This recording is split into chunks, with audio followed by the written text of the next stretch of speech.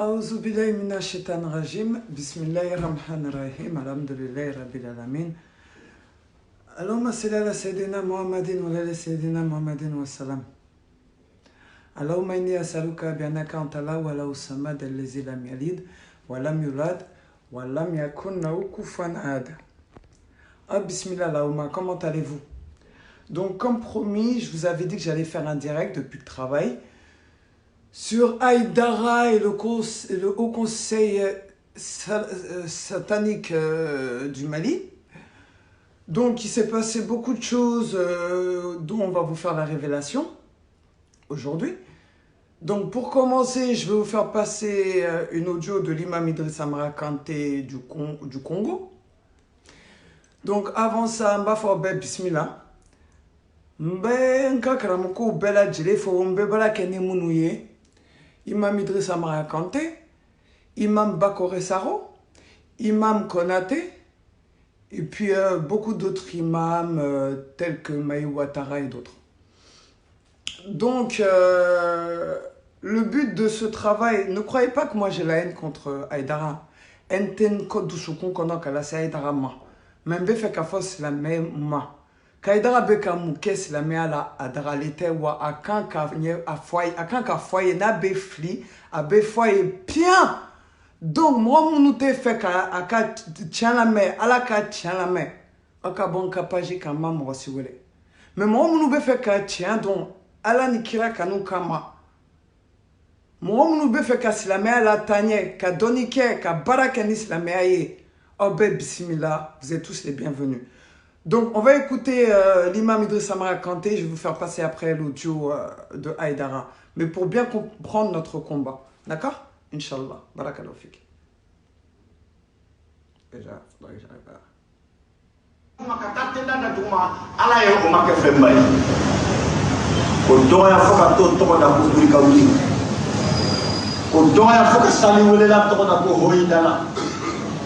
ko doya foka ta misalia tugu sitani no tata misirika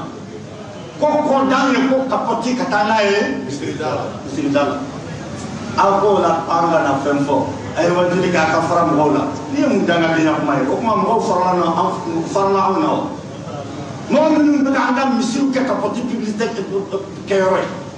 kanga sali wala ananga ko do hoyi dalaw kanga almamu musoke jena kala inu dai jawo yala ako kanga fraulu odra ru fara awna kamunu ba foka jenge fuba anto anta toma ils sont avec les wahhabis ako la kanga ndel ni mo ba foka la di kana la di ni boy na de ante da afushi ay to abulu ni boy ni jigi talente mushikala ma fo mo kata gadala ma fo foy wallahi dina ke kan jigi to mushika wallahi ka fo ko peut-être ko conséquences do de be ko hakili bana to ka ko ke ma fo ko ne ala mo min la ka ko kala kinam no ngani ngone de tika ka kam ram mo kana fo ere kibene conseiller na almami ni ngoni ata ay na fakio ne ba fo amana fakio ne ben se koni kete no ne fana be ngoro ngoro de ni Allah subhanahu wa ta'ala nyeko munna parce que déjà Allah ta'ala fana ya no yanda sigi mo kele flala mfana mena yani ngaw masabako apa be na yani galege wala nas'alanna alladhina ursila ilayhim wala nas'alanna al-mursalin amna chidum yininga weminu jiramu farama amu yininga amadama akufa wa rabbika lanas'alannahum ajma'in amma kanu ya'malun yan kalimi imas itigire kra muhammadu ma kala be so kala yininga ya fana be ngoro boro de wala ni mata fa ma ka sey may be mo teni nga ambe je islamiyade ambe je misride ambe je almanude ambe je salulawde e ka to be jele e kam pa mu bol do dina ka shi'aru ibet me bariso la te fenye bal karamo ya na mo ko misir ba ke bariso yo dala ni mo mo balude nu be ko ko subra nya fawi ada ko ko yoro mi bariso o yoro kelen de do fa ma sha ya bo to la yɛrɛ ka taa wulu wɔmɔ kɛ o kɔnɔ bi e ko kunu ko baara so dɔ n'a kun tira ko e kama e kunna sa ko e kunna ti kutu a kɔnɔ bi o kun tɛ kɛ o n ye mɔgɔ malobaliw de o la ni fiyɛntɔ bɛ dɔn na i bɛ to k'i sen da sen kan n'o tɛ a bɛ k'a kɔnɔ k'a kelen pe de bɛ kɛnɛ kan n'a ye girin ka taa yan fɛ n'a ma maga mɔgɔ la k'i girin ka taa yan fɛ a ma maga mɔgɔ la ka taa ɲɛfɛ a ma a b'a fɔ k'a kelen don a bɛ k'a kɔnɔ k'a kelen pe don o la i bɛ to k'i sen da sen kan a b'a fɔ e bɛ yan nɔ awɔ a bɛ yen to yen ko in bɛ tan est ce que kuma faamuyara o la Alahu Taala tɛ sɔn fɛn ka fara k'a ka bato la wa yaghfiru o la o kɔrɔ sa ko bɛɛ ka fara ka fɛn ɲɛɲini k'a ɲɛdɔn fɛn min don a tɔ ni fo. ويغفر ما دون ذلك لمن يشاء. فمن مثل نفعل جكرسا على كان تسامى جنوبي بير جنوبي جن تا نعنا يلا لكم من بعد جكرو أقول فين تفعل نفعل سافلاتي على سوق كتير من أقول فعل نفعل تير أبي دوائينا كسرتاعو والله كدوائينا كسرتاعو لما سباي سربراسي dimoni ka paudro ka ke ka la dala tle ala pati ya fama sara bu jahannam ay dimo dakhala ar-rajulu al-jannata bi dhubaba wa dakhala ar-rajulu an-nara bi dhubabati jazza wa nufe una la mawsuru bu ba la dala ko a fa bena anga doko ma bamano ma fa ko doko akora au trendo bena la da do ba fe ampi ko dum be ka chole au bina am biskari kono de fami bisaka au ko ne am biskari kono sa o ko na ba ngal la dala de qari au be bunya sene an ka bolina ko kele ko fen tambolo ko ay ma fama ko te fen chamani ama fu ka misi fa ama fu ka sa fa ama fu ka ba fa famo fen ni ba la dron e ka o do so ba wi ndro ka ni dron ala atana comment yɛrɛ b'a fɔ dɔrɔn a na dɔrɔn i ni yɛrɛ ɲini e taara mori fɛ yen nɔ e ma mɔgɔ ɲɛɲini i ma ɲɛɲini kɛ i ma ɲini mɔgɔ ta ka tiɲɛ fo i yɛrɛ b'i yɛrɛ kunkolo ɲini fɛn t'o la fandɔnbali b'o de fɔ an ye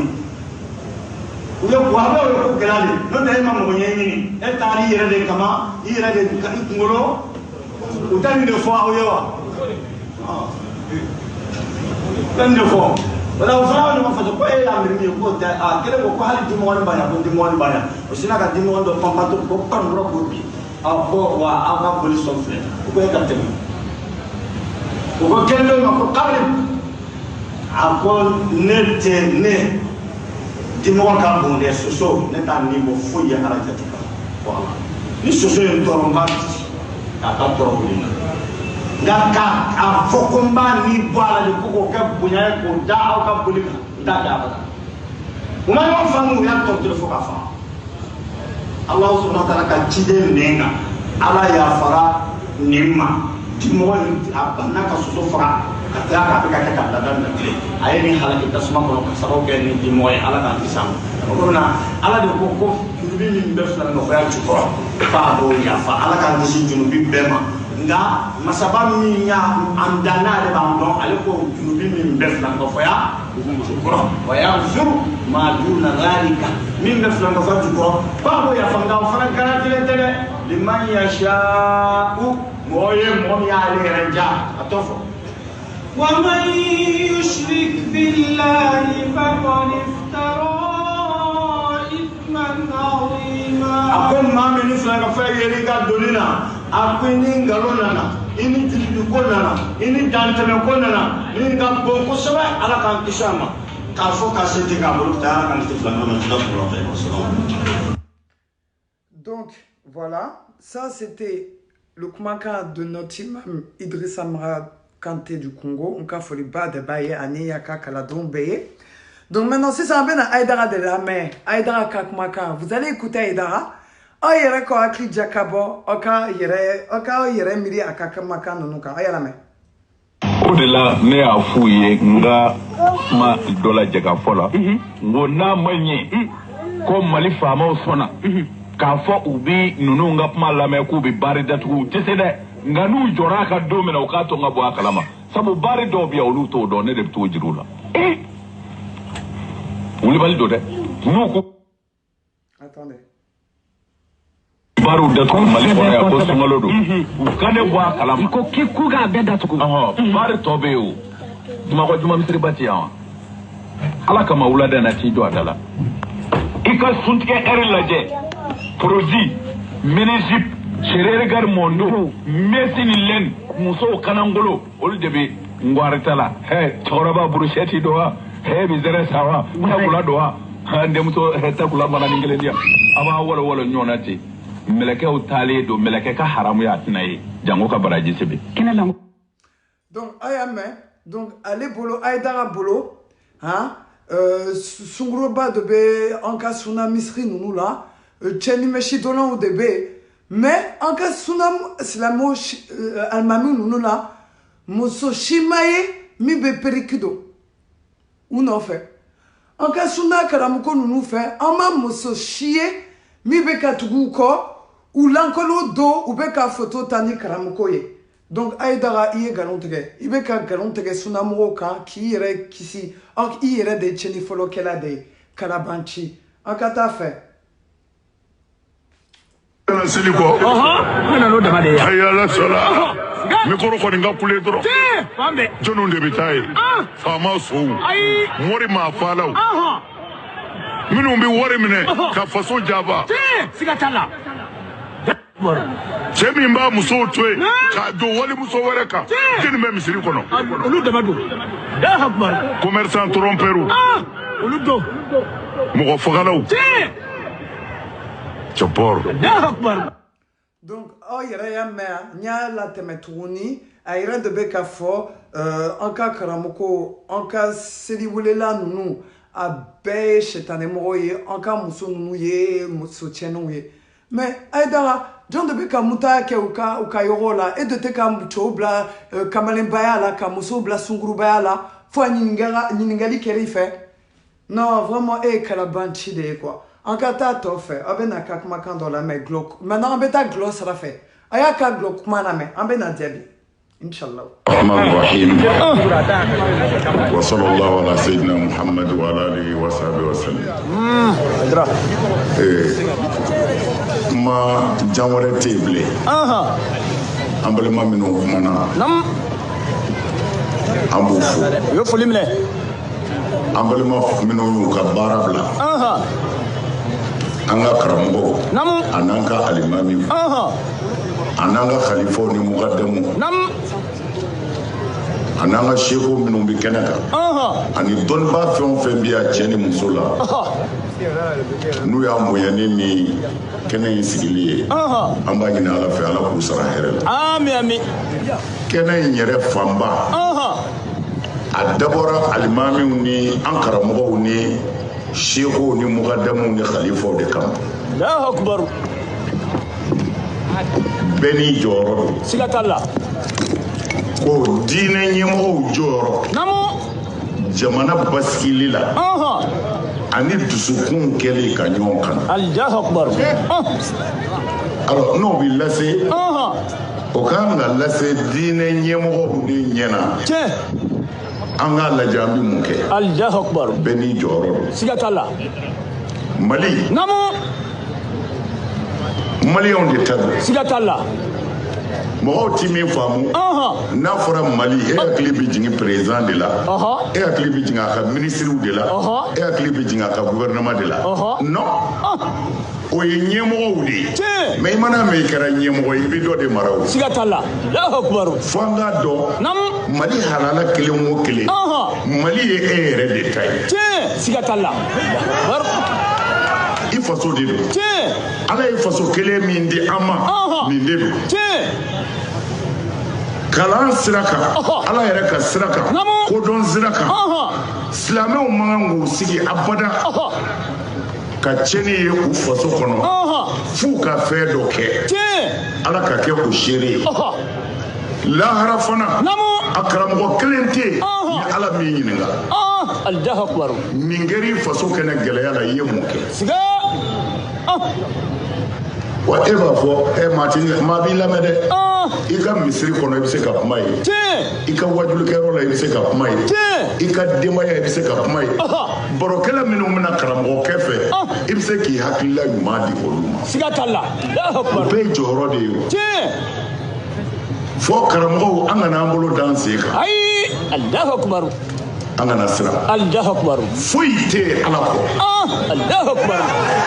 fo an ka da nin de la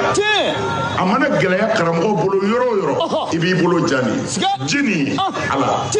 n'i dalen b'o la o Ala de bɛ yen i ŋaniya ɲɛ i k'i ɲɛsin faso ma nin ye faso kelen de y'an bolo don o don u bɛ ka réfugiés don avion kɔnɔ u bɛ k'an denw ni an balimaw siri ka kɛ karew kɔnɔ ka n'u kɛru yan ko i ti bɔ an fɛ yen kumana an bɛ bɔ yɔrɔ kelen ni min na an man kan o ka mɔgɔ ko ci an ɲɛ na fana an dɛsɛra an kan k'an seko bɛɛ kɛ o dilanli la siga t'a la an bɛɛ b'o la karamɔgɔw kan ka wajuli kɛ misiriw kɔnɔ bi ka tiɲɛ fɔ njangata min bɛ jamana kɔnɔ bi o ye dulɔ kɛra ka fa bɛɛ bɔ wallahi Ala tulo b'a la tile kɔnɔ maa joli de bɛna anw yɔrɔ la n cɛ bɛ min mɔgɔ joli bɛna n denw bɛ min Ala tulo b'a la mais munna nin sera ka kɛ e hakili bɛ jigin min na ko faamaw faamaw denw n bɛ kalanyɔrɔbaw la n'olu b'u min olu ti min den min cogo la i janto i ka du la i yɛrɛ dilan denbayatigi bɛɛ hali ni misiri bin'i kan i ti siratu tigɛ fo Ala k'i ɲininka i ka denbaya mara cogo di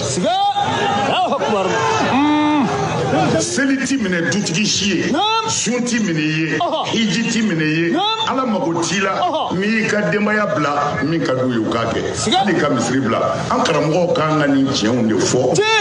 Ala bato yɔrɔw la misiriw kɔnɔ u ka kalandenw cɛ la u teri barokɛlaw cɛ la siga t'a la ni gouvernement maa k'a sɛbɛ ye ni silamɛw y'a k'u sɛbɛ ye ni silamɛw denw m'a min a bɛ datugu siga t'a la zamzam Allahu akbar o ye kelen ye filanan an b'a ɲini gouvernement fana fɛ Mali faamaw Allahu akbar éducation fana ye jamana ɲɛmɔgɔ bɛɛ ma wajibi ye siga t'a la éducation ni éducation tiɲɛna jamana kɔnɔ jamana cira o ye wulibali kumana faamaw kan k'u hakili to a la dulɔ bɛna tiɲɛni kɛ an fɛ yan bi Allahu akbar ne m'a fɔ a ye dulɔsow datugu mais dulɔso fɛn o fɛn tɛ sariya kɔnɔ gouvernement k'a lajɛ dulɔso fɛn o fɛn tɛ sariya kɔnɔ a k'o datugu Allahu akbar minnu ti sariya kɔnɔ mais nin gouvernement in an bɛ dugawu k'u ye an b'a ɲini u k'u jija n'o tɛ a gɛlɛyara dɛ Allahu akbar parce que ni fanga tɔ kɛra ni min y'a misikili jira de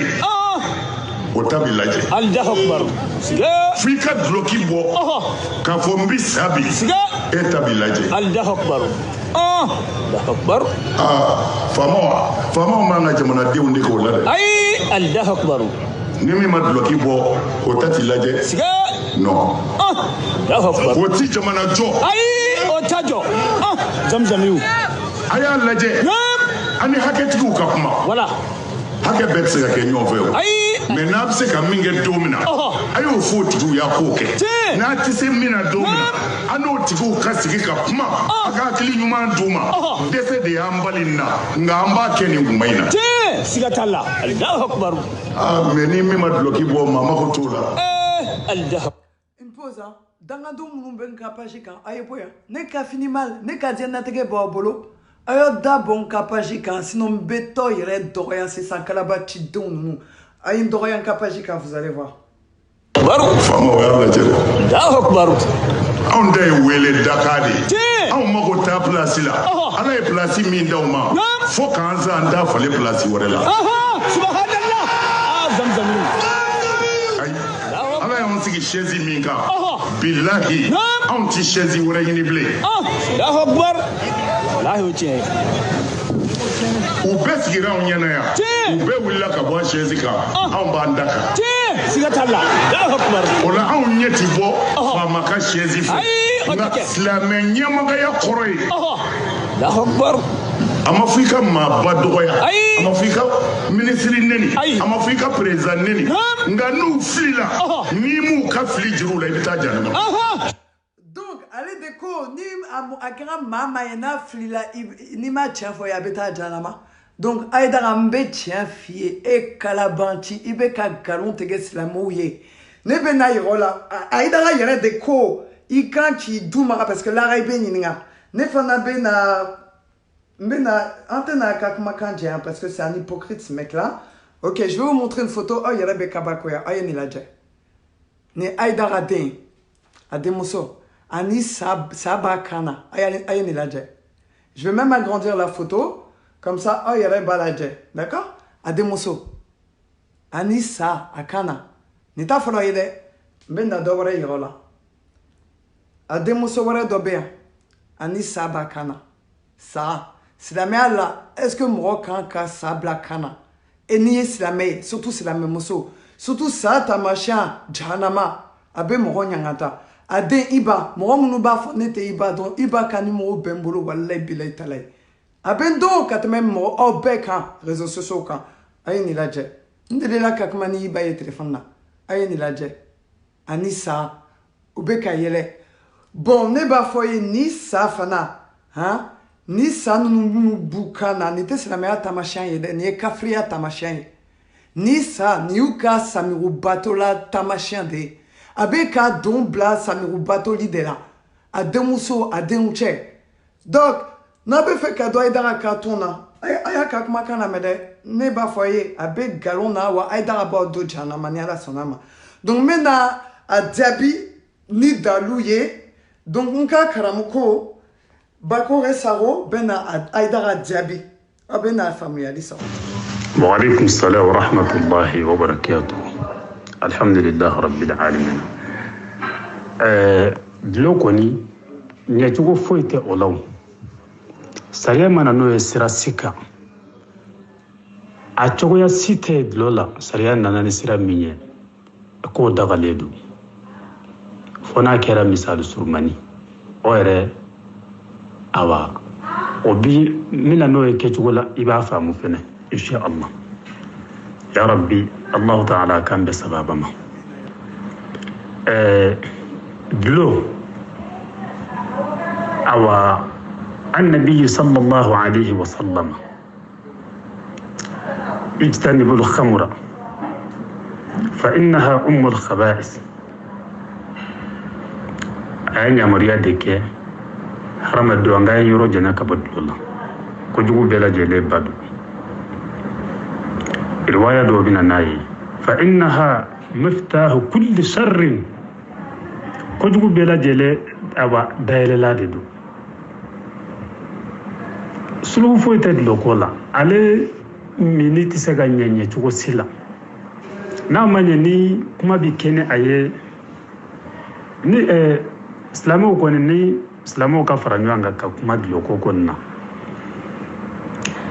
jabi fo ide tola ka fo famo ye dlo haramu dedu o ka fereli yerebali abana o sera ka kew o masa ka kew sariya konna eka kanga nivo kono yodi salama ka kanga fongo fombo lokola waye haramu dedu aminiti daga haramu do sulhu fansi monona sab qur'an nasi chama nanona way kele aflana nasi rajele ya ayyuhal ladina amanu aw ma minu liman yara innama al-khamru wal maisir والأنصاب والأزلام رجس من عمل الشيطان فاجتنبوه لعلكم تفلحون أوا نسي جيلي ديوي أكادو دلو حرامو ديدو تدغى ماسي كامي كاسوجو وي حرامو كافير وي حرامو كهلا جرام مانا وي حرامو مين با بيسي حرامو دو إبا بيسي كافير منو ما حرامو دو أولو منو با سافين حرامو دو dlo fanzi nogoya fo imana dlokola o ekele ka fo minun be sariya kono ina fa afere bawo minun ta be sariya kono dlo chogoya fo imana sariya kono amini dagali chogoya fo ite alna ya soro iya kogo dejo ka janya ka ke hali metri tanya ka yele manganti bo foi to bo mobu dogo katami utima toro o siti se ka daga ko jugute ka fonti se mama ko ba daga mai la ni sariya ko ni nasi jele nana ko kula kuma minga kana fola wodi ye haramu de do fama wodi le haramu yi nga minu ntabe sariya kono le ke jugo foi mana sariya kono hali ka fura keli kenaye nasi hadisa jele no na haramu do bismillah aba a cogo min be no be fiqhu kono odi ye kambala fe ya mami mine jiwra foyde tay ngami vene be lode do otma ka doninge ka kambala fe ndeme o kana ni fa sariya yo de daga o era don ba be masoma londa tseka mimino kama ka fo mina be na nga o ba daga ko ngad lomi ko non de mina lo era be mina de juguya sariya ya ke haramu ya tseka mimina kama o kechugo foi tala ka fo o ka la jaminu ndabe sariya kono a kechugo foi mana sariya kono amini itise mamo iti matoro o ta daga iye ne ya mi ibi daga sunade o ta daga iye ka bo ni ya ma be lafiya di o ta daga iye ale kechugo foi mana mi misaka daga na ya soro ya kiri ko ni famu ni ya kiri o manda mai ka kuma islamu to kola kuma kelimbe famo ne haramu ma minnu b'a fɛrɛ haramu don minnu b'a so yɛrɛ jɔ k'a fɛrɛ a kɔnɔ haramu don hali ka so jɔ ka luwanse ka location a di mɔgɔw ma location de la o ka dulɔ de fɛrɛ a kɔnɔ nin bɛɛ lajɛlen bɛ haramu ye aba hadisa jɛlen n'o nana bisimila innama yuridu shaitan shaitane b'a laɲini de an yuqi'a bainakum al-adawat a ka keli k'a ni ɲɔgɔn cɛ juguya abi dulami doro aba ati foi do ani ɲɔgɔn juguya ko ani ka ɲɔgɔn koniya wal bagda fil khamr ɲɔgɔn juguya ani ka ɲɔgɔn koniya dulami ni de bina no yi wal maisira ni peri boli maisiri de papier lama minnu be a kɛra diɲɛ fɔngɔ fɛn a b'a da ka zuye ka wari sara la e b'i ta bɔ ne bɛ n ta bɔ fɔngɔ fɛn be ko wari de bɛ da la e b'i ta da ne bɛ n ta da an bɛ sɔrɔ ka zuye a la kelen b'a cɛ ka taa haramu de don a tɛ daga fiyewu diɲɛ fɛn o fɛn bɛ yen tulonkɛ faso o faso a bɛ wari de da la kelen b'a ta ka taa a bɛ haramuya wa dulon mini awa mariyasi bɔli nperi nin bɛɛ lajɛlen ye haramu ye bisimila a tɛ d'aw ma wa yasuddakum an zikrillah a bɛ laban ka a minbaw maa ma bɛ dulon min i tɛ se ka Alahu Ta'ala ko suma fiyewu wa ani salati abilaba ka itorin gabo salima mama bidlo me asaliba manja otma fa hal antum muntahuna hara aka fataliya ka wa masriki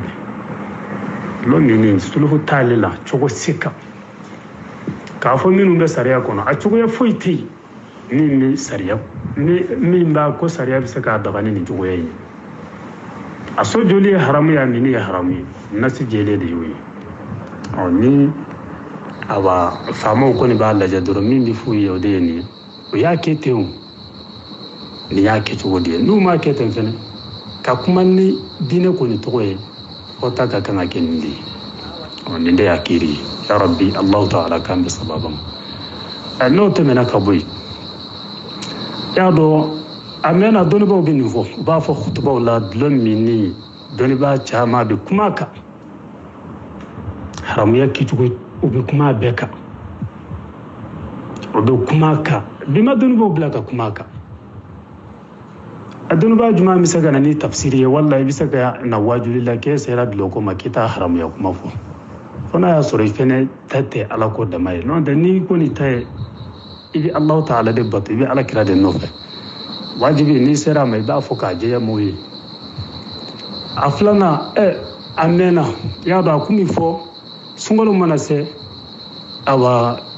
fama koro min kunde musa akuma fo bari be bidatu ya do anguma me kasetu la tuguni ka fo ko oyeto nyeni tuguni o ni yo jate mine kalaba ka fo sisa fama o fena mako o ka la jaminu de daga sariyala o kuma nunu juma nga ama fo fama ya ka dabla fo min bi daga sariyala juma nga fsa juma ni ya do musa tayin goni o nafsa ya ni foto ko infena ko ni afora ko no yo ke ko fene to ni ko ko de ya o tigila mo to ni o ba jira ni ko mama ni fe ma do be ta soro fiu tile bisa ba ite fe min soro i amaseka fengila amaseka banasima asoro balia amaseka ka barachi amaseka ibisaka jeko adola ma chama nyere bi jako sababu fe tile bisa ba ngone ma soro enye bi flono aya keto on wuli kan de donala bena fana damina la Allah sungolo ndi bayro Allah ta'ala bil man yadu dima ngana fora awa fama kumu datu ani wajiri bolla ka ko fo fama be wolu minun ke kadi mawtonyo o kelenya ka fo almamu fene ka fo khutubala o ka kanga min fo o do haramu ye ko foka o jeya moyi almamu mena ka fo afora ka fo misri yere te o be fora wajiri la ka ko misri taba mugo wallahi wa habiya misri fo ngo fene ka bela jele ka kangachi sabu ko kafiru de do odma dallu juma ndala tuni kalaba kanani haramade awa wallahi doni ka gelanda doni ka kanga sege sege di wa nimmi mi foy ka jate fenamin sariya kisodi Allah ta'ala ya baka kirubla ala ka kiri de tiyalama ta haramade ami fongo fen lawbe biyalama wa aussi nafa yɛrɛ tanga yɛrɛ ala ta dɔrɔn de nafa banga o tuma nin de yakiri fɔra ko misiri ninnu ko misiri tɛ yen wala n'a fɔra baaraw ka di awa olu bɛ baara dɔ yɔrɔ dɔ k'o ye bamakɔ misiriba ye nin bɛɛ kasetiw bɛ yen o kama hadamaden fɛn bɛɛ bɛ yɛlɛma fo ala ko o b'a cogoya de la kama n'i nana ala ko la cogo min na ejije ka Allah ta'ala batu ayaki chugoya mina non da ni kiba boga ka ke hagilla idro o hagilla kile o da bina sagi emmi ba fota bi sagi yara matuni dine te tulonyi dine te ka foi ba kuronga be isa go fenema ayi nasi de do nasi jelo yala matugo tula rabbi ala ka be sababa ma non de fama kumbo minge ni yo bari nunu ndatu sungalo mumena sungalo sara masi ma soro kami sungalo be bayro ro ma chama babla ma cha enye bi flawna ala batola enye bi flawna be ka jinya bato beke sungalo be bayro yoro aba e ma soro e ma sanda soro illa ba yarabe la Allah sungalo ngono na be bato en fenana wallahi na liman yadu soro ngana fora awa olu chili oye otigila mauto nyoni yado fara afere bana sambau konika yado fara sojo bau fenaka aflana ka Allah ta'ala kam misri ya munge na fora kana fora bari do kajira awa ko bango ko yere misri ba ko ya fulai ko chili ka damina wala kama dine wallahi dine ta ko diniya dine fembadi na manye be kuma dine na a jate mina da e ko kuma nunu la wace ka jugu da aba kabari ni misiri sanga sabu ma minun bala ni e kala nente famu ya fenatila e bo kuma laje ko karsa ya cinye fo wallahi bo kuma laje ko karsa ko ne ko kasoro le dalli foita nunu na nun kuma nunu dalli se kelenta ala dalli foy tala misiri ma foy ke har ma dai bi jatere mina e bi lamba dodda da soro bo to ne ba fangile la blay nyere bi jo fangile le bi ka salim bi ke fokanye o tajira ka fo so fe ne haramu yanga da be blay fangile la yo o nga ka ke dine tetlonya de loko ni suluhu fansi tola ka fo o ka la je minun da be sariya kono lo foi te min na sariya kono atsega min mina jugu kama alli mina be fa aminiti daga atsega mi bana kama ka fo kono bana do be na o kama ni adlo mi o ba kono bana mi kenaya sariya la ositi daga wa ati foi do harama do ni nywan jugu ya damako kama ni Allah ta'ala ko fongo fenya haramu iba sura haram ya bi tora min se hadama dema hali ala kan yanga ta yerete a haram ya bi min se yere ma kaju aflana haddu yere de bala genya bi se gimbe ke mana ko min gama ya do kabo yoro ko ni ko jugu da ko ni kabayra chama be bugoli tufola giya ye bugoli fora ko ko la way kabayra juguma o kabayra ko jugu de aflana ko jugu bela jele bado aflana ale de ko jugu bela jele toro ko fongo fembe awa lot ka toro ka jugu be sulhu fansi tola kuma kelin te fama on goni dine ko ni tola blo haramu de na bi sera aya so bedatu na bi sera kana do jamana yara kono na bi sera kana dla jamana yara kono yo ke saw bana de islam ya ka fokai umu ke saw abana de islam ya ka fokai ko de yaci ya fuyi no de te sulhu fansi tala يا ربي على كان بسبب ما أتمنى جابي من سور الله لوديني ربنا آمنا بما أنزلت واتبعنا الرسول فاكتبنا مع الشاهدين ربنا افتح بيننا وبين قومنا بالحق وأنت خير الفاتحين سبحان ربك رب العزة عما يصفون وسلام على المرسلين والحمد لله رب العالمين. Mais menaka audio dollar te tourné ça dure pas longtemps, à peine 7-8 minutes. Donc me fait que parenthèse donc la Aïdara yere ko nyaka audio la te me nyefe avant que d'arriver à ce point-là. Aïdara yere ko famo dobe glomi. Donc Aïdara ba kala bantia la aba don famo dobe glomi abe fait ka dara fandola ka dara ale ka srafe mais ka ate fait ka dara to ka srafe. A daralite franchi silamea la silamo donc naye glo dara sera do fe wolle oba nyangata soro ali klongete nikmana akata to fe et après ben na audio dans la teme jatru mi muso bonena Gabon interdit che akmana aka audio bembolo mbala teme ko fe akani ban folo aba o chugadu tafo ka laje minun tate sariya kono a fongo fembe asite sariya kono sabu asojoli o te sariya kono afo ka sojo ko dilo so te sariya kono amini te sariya kono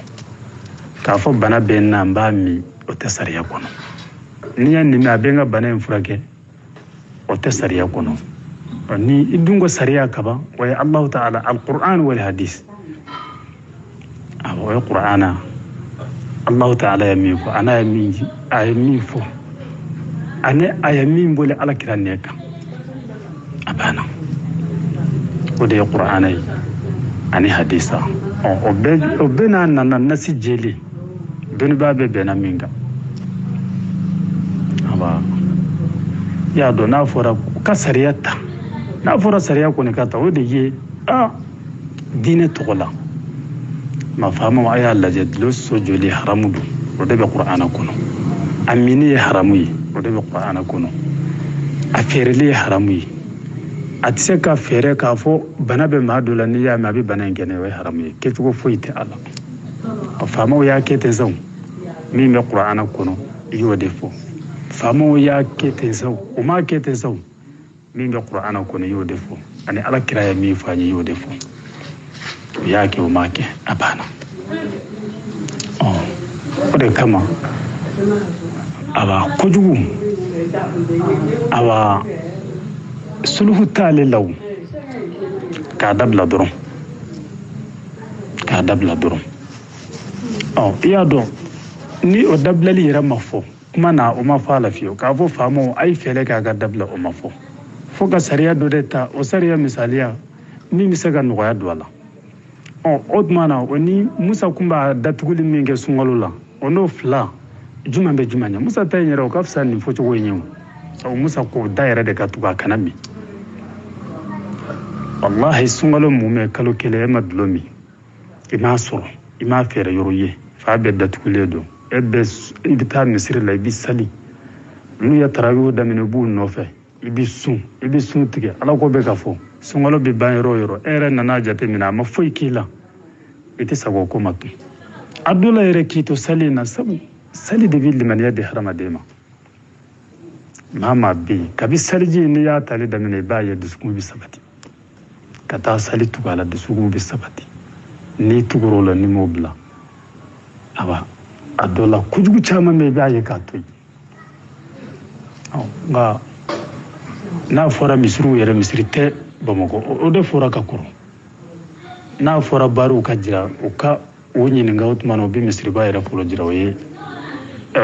bari belebeleba fɔlɔ min bɛ ko o y'o ye nin bɛɛ fɔra diinɛ tɛ nin fa ye ne ka fisa wala ne bɛ miiri ka nin fɔ ka t'o bɛɛ nin mɛn wala ne bɛ miiri ka nin ta k'o bila ne minɛ in kɔnɔ o bɛ k'o ye o de ka fisa o tɛ dɛ diinɛ b'a cogo de la kuma bɛɛ a tɛ yɛlɛma a ma yɛlɛma a tɛ yɛlɛma wa a tɛ se ka yɛlɛma yɛrɛ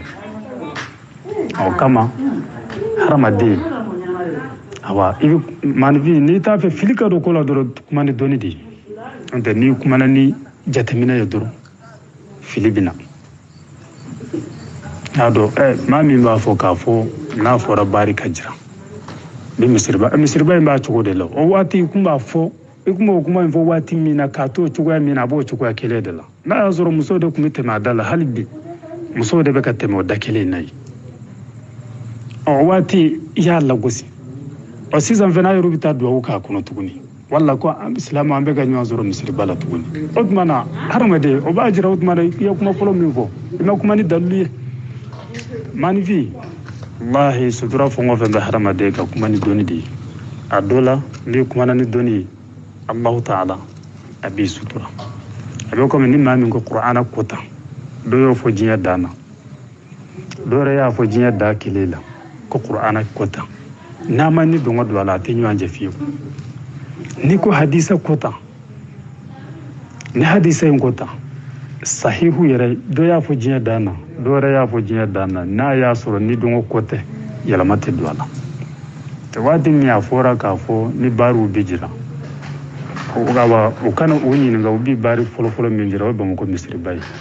o waati y'a sɔrɔ u y'a dalilu kɛ mun ye ko musow b'a da la i sigilen k'i bɛ musow ye fiyewu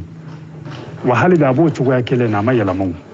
musow bɛ tɛmɛ a da kelen na o waati kun b'a fɔ musow bɛ cogo min hali bi a bɛ ten nin waati in fana na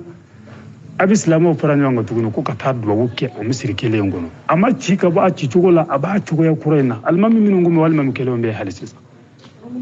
o tuma o b'a jira waati dɔ i kun b'a lagosi i kun bɛ fɛn dɔ nɔfɛ bi fɛnɛ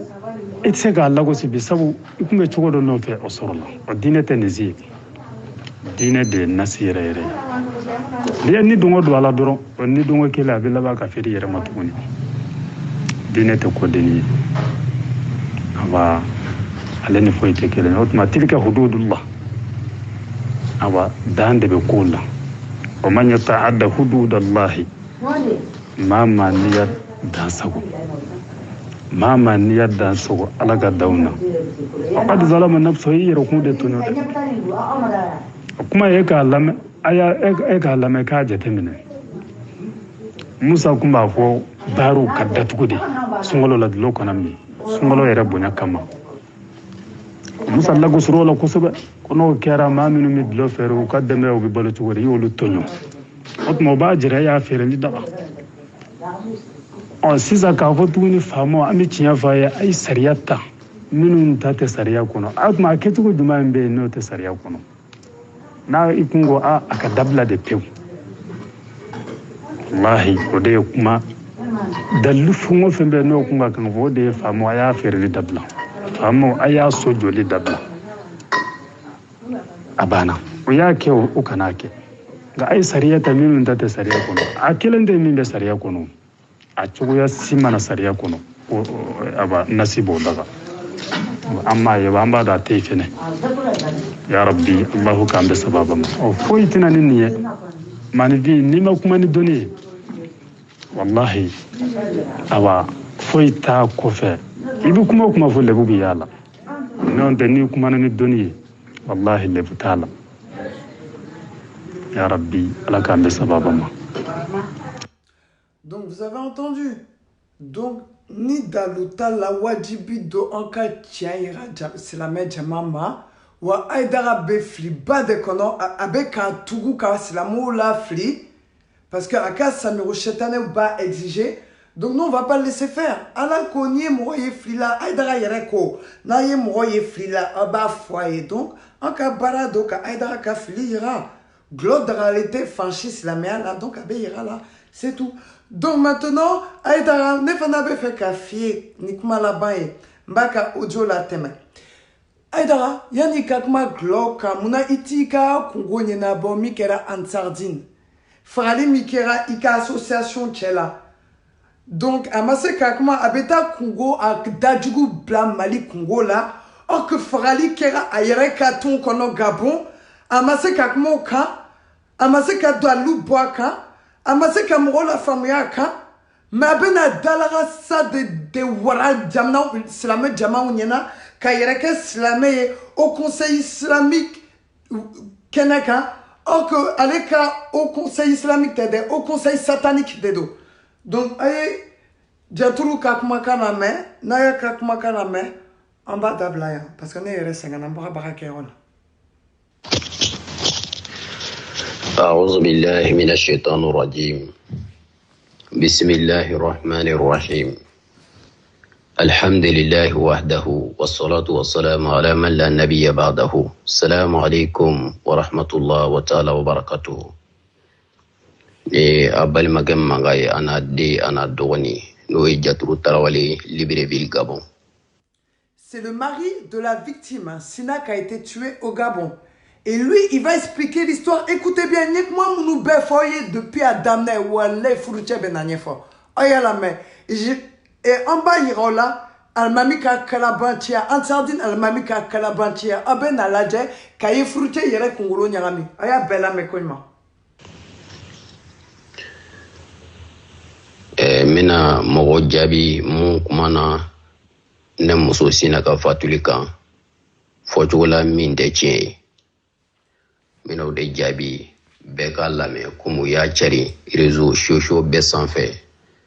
a y'a lamɛn ni min mago bɛ tiɲɛ na o na tiɲɛ dɔn ni min yɛrɛ mago tɛ tiɲɛ na dun o n'a dɔn ko a bɛ min na tugu de don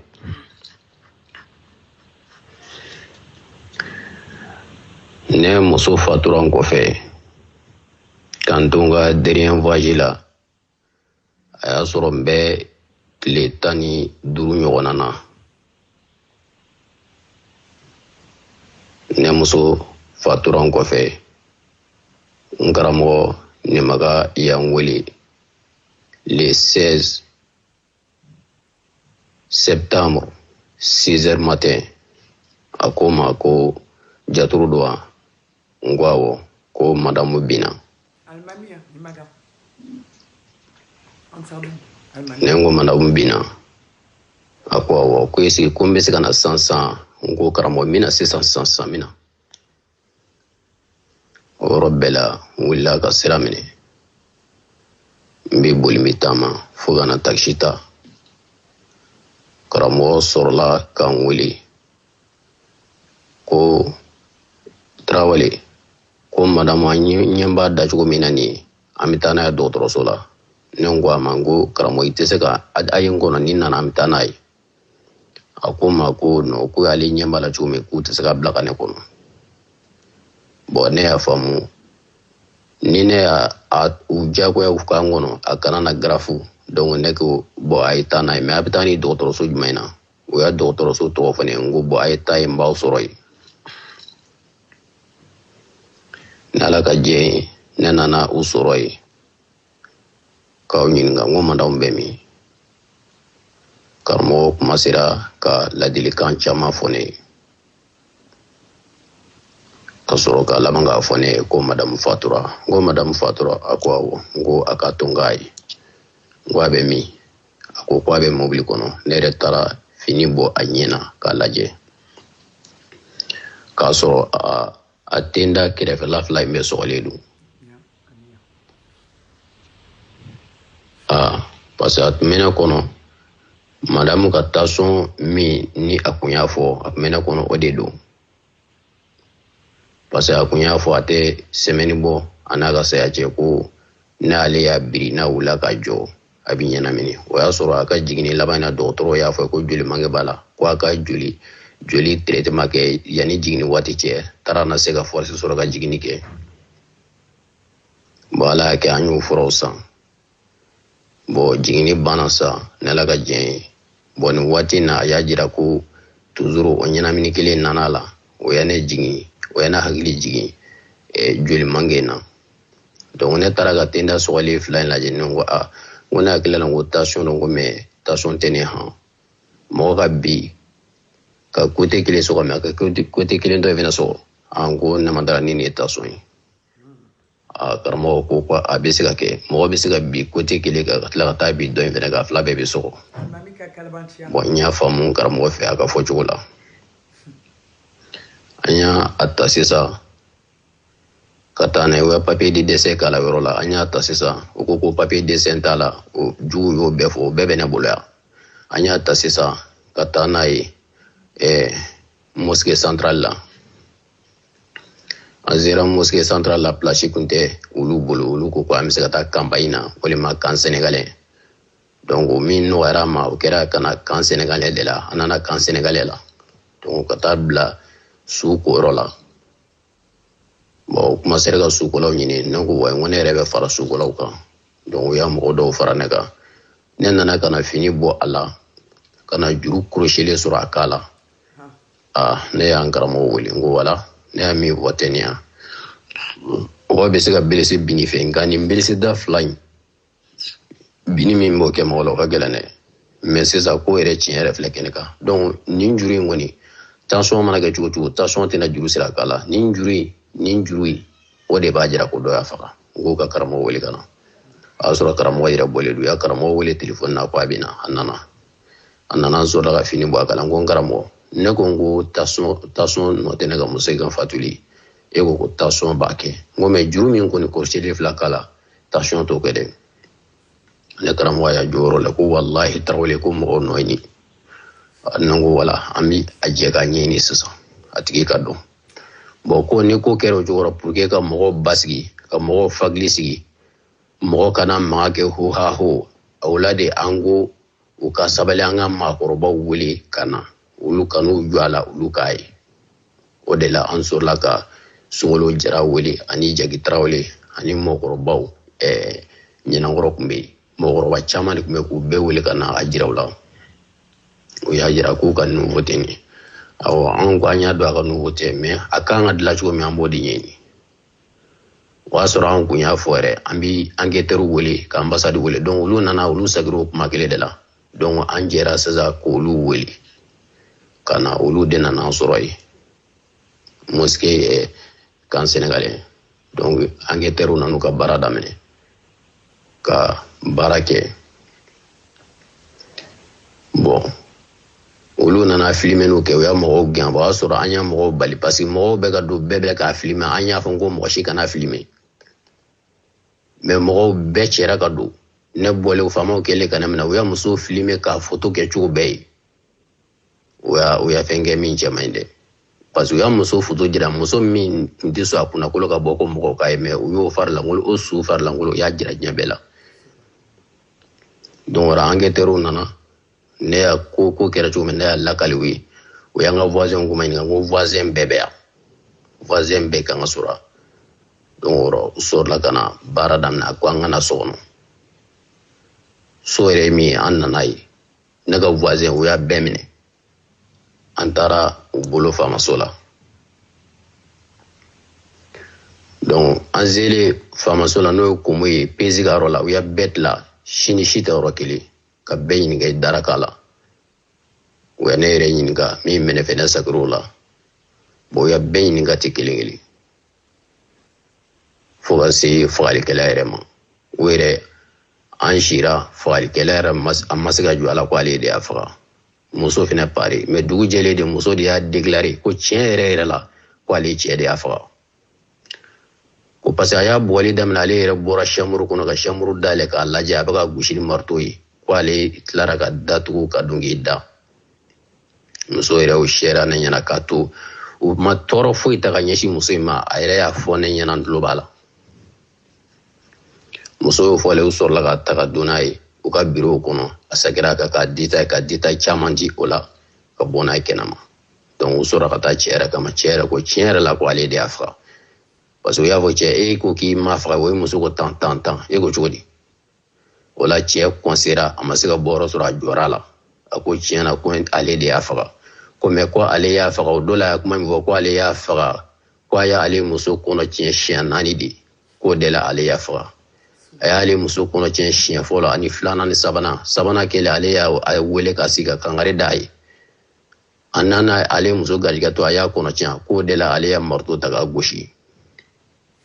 k'a faga donc cɛ jɛrɔ la nin yɔrɔ de la voilà ko mana kɛ bɛɛ b'a ta fɔ wa ni min bɛ tiɲɛ fɛ a lagali cogo ni min bɛ a lagali a mɛn cogo tiɲɛ fɛ wa ni de ye a tiɲɛ ye kuma ka gɛlɛ kuma dɔw parce que ne yɛrɛ bɛ yɔrɔ min na tɔ foyi tɛ na su ni tile mɔgɔw bɛ n wele n dɔnbaw yɔrɔ bɛɛ nka bala ne tigɛrɛ lo tu e tɛ hɔrɔn ye e yɛrɛ na bɔ silamɛya la i bɛ ne ka silamɛya dɔn ne ka silamɛya ne caman bi kɛ silamɛ tunga fɛ ne ma kɛ silamɛ tunga fɛ dɛ ne kɛra silamɛ vagaso de ka sɔrɔ ka bɔ ka na tunga fɛ n'a ye e ko ne bana balimaw no sinju no tu i ya galo tigɛ balima jumɛn bɛ ne nani ne jiginna balima jumɛn kan i b'o dɔn o contraire i y'a faamu sens contraire de kan balimaw de bana ne no balimaw de ya ne fili ka sabu kɛ ne taabolo ye bari ne nana balimaw sɔrɔ min na o kun tɛ ɲuman ye ne ka bada ladiri fɔli balimaw o de ya balimaw bannen no ka ne ka mɔgɔ jugu ye ne bɛ na pour que ne ka si ɲɔgɔn sɔrɔ tari ne bɛ baara sɔrɔ a kɛra baara ye ne ni mɔgɔ mana se kuma ka ca u ni musow bɛ tigɛ ka ja min na ne ko ne tɛ se ka jɛ n'o ye u bɛ nanbaratɔ ko min na ne ko ne tɛ jɛ n'o ye u bɛ sonyani ni nkalontigɛ min na ne ko ne tɛ jɛ n'o ye o de la balimaw bananen no ne y'a balimaw ladi ni ɲuman de taasira ye mais balimaw ya ne ka o ɲuman in de kɛ sinji tigɛ ye k'a kɛ balima tigɛ ye galo do ne ma balima si fara ne ma sinji ci tigɛ ne contraire ne ya sinjiw de tugu ne ya sinjiw de ɲini k'u bila ɲuman sira kan mais u y'o de mal comprendre ka ne kɛ sinji tigɛla ye ka ne kɛ balima tigɛla ye ko ne nana amsaru mɔgɔw de ka saisie la ko ne bɛ olu de ka so kɔnɔ ko ne bɛ si u ka so kɔnɔ a bɛɛ galo ne bɛ so min kɔnɔ amsaru ka so tɛ ne tɛ si amsaru ka so kɔnɔ amsaru tɛ ne ka so sara wa ne tɛ baara kɛ amsaru bolo ne bɛ quartier min na n'o ye derrière la Piguetire ye ne nana baara sababu de la ne tun bɛ n balimakɛ Abudu Sangare de ka bitigi gérer a yɛrɛ b'a kalama ale yɛrɛ de ko ne ka na quartier la yan ka kɔn ye ne ka grand frère ne bɛ datugu ka taa retard la ale ko n dɔgɔ ko ne ɲɛ b'i ka baara na cogo min ko nin ka gɛlɛn e tɛna so joona muso de b'i kɔ yan i ti fɛɛrɛ k'i ka denbaya yɛlɛma i fɛ yan ne ka sɔrɔ ka yɛlɛma yan quartier la ni grand frère ka jɛn ye ani n bɛ baara kɛ mɔgɔ min bolo u ka jɛn ye o de ya ne na quartier la o baara kelen tiɲɛna o cɛ in laban ka place wɛrɛ di ne ma ne y'a baara k'o la toujours ne ma se ka taa n somɔgɔw fɛ ne tora quartier la tari n ka baarada bɛɛ yan tagasagi bɛ nɔgɔya ma mais u ye ko ne yɛlɛmana amsaru de fɛ ne bɛ se amsaru de ka so amsaru de bɛ ne ka so sara amsaru ka ko bɛɛ de ye ne ka ko bɛɛ de ye amsaru a bɛɛ ye nkalon de ye ne tɛ baara kɛ amsaru bolo n tɛ si amsaru ka so kɔnɔ amsaru tɛ ne sara kalo la ne yɛrɛ amsaru ye tiɲɛ don ne muso fɛnɛ min fatura amsaru don tiɲɛ don wa ni dilanlikɛla bɛ dugukolo kɔni kɔ kan kɔni ne ma dilanbaa ye a la ni amsaru tɛ dɛ ni ɲanikɛla kɔni bɛ dugukolo kɔ kan ne ma ɲanikɛla ye ka tɛmɛ amsaru kan. Bon, n bɛ na ka kuma jɔ yan parce que a bɛ ka Ansar tanu ne fana bɛ fɛ ka ɲininka Ansar mɔgɔ de y'i ka muso faga hali bi i bɛ ka Ansar din tanu non mais maliyɛn ka yɔrɔ la Aidara ka tɔn ye sitani tɔn ye hali n'a ka mɔgɔ y'aw ka mɔgɔ dɔ faga wala yanni cɛ ka jɔ a ka muso la a bɛ ka jɔ Ansar din de la Ansar la donc a yɛrɛ k'a ye Aidara kuma i ka balimaw fɛ i ka teriw fɛ i ka Ansar din tɔn mɔgɔw fɛ u ye mɔgɔw faga a walawala mɔgɔ ye yanni ka kuma Mali gulɔ kan kuma fagali min kɛra Gabon i ka tɔnmɔgɔ ninnu cɛla fo alimami kalabanci min bɛ Gabon ni maga a taga nkalon tigɛ furucɛ ye que ouais tension de moso la be oni ala tension be se ka wo bon moso tendala nemi be baraka docteur so la tension be mo kri mais ka fa be wo boy tendala ka juru bla ikana wala bilay garondo tellement ni maga srana antardin karamoko nyemo mi be gabo asrana aka garonye parce que ayaye que tien ira moso ka le bouira ira diambela amaluara ako batruma ouais batrouiller tien fo yika moso fara parce que na tuma kete ale fana tumbeta de complicité de meurtre là parce que ni maga yaye anyela aye souye kabla mobli kono parce que en sardine tiem ya fara aye ni maga de volé donc c'est ça ni maga mi en sardine nyemro tonye en sardine kanyemro tonye ale fana ye souye ka dru menenge ye moso kana ma tumbe fe ka sutura mais kama yaye kama se ka sutura ka chora là tu vois atara la banque tient fort batrouille miye sina che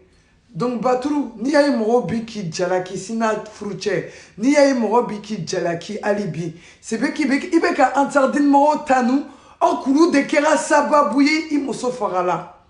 wa alibi be ko ton tanu donc quand c'est qu'il la met donc abe fo e yara yika moso fara parce que ni bika shetane ton tanu uluka shetane koka yika moso ke saraka jugu ye gabon ka torturé e fana be ko tanu subhanallah fabila baturu wallahi fabila donc marion ambe kuma playa parce que ne segane don bora baraka rola ali majum ni kalibi donc mbo playa donc chianwara ambe dawa ke ka Aïdara ka konfi kalabanchi were do diabi mi sangare aka diabi bembolo niala sonama samdidon mba diabi inshallah ni boka kalanke rola parce que mbek arabu kalana inshallah ka Aïdara ka mankari ni islamiaye apen niala chembe kalanke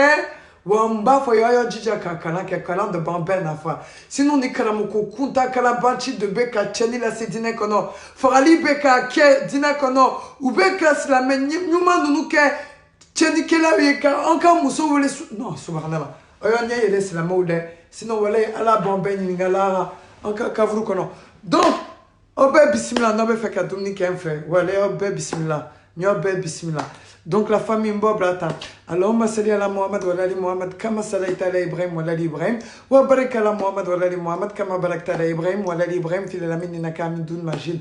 Allahumma inni as'aluka bi annaka anta Allahu samad allazi lam yalid wa lam yulad wa lam yakun lahu kufuwan ahad. Barakallahu fik Allahumma.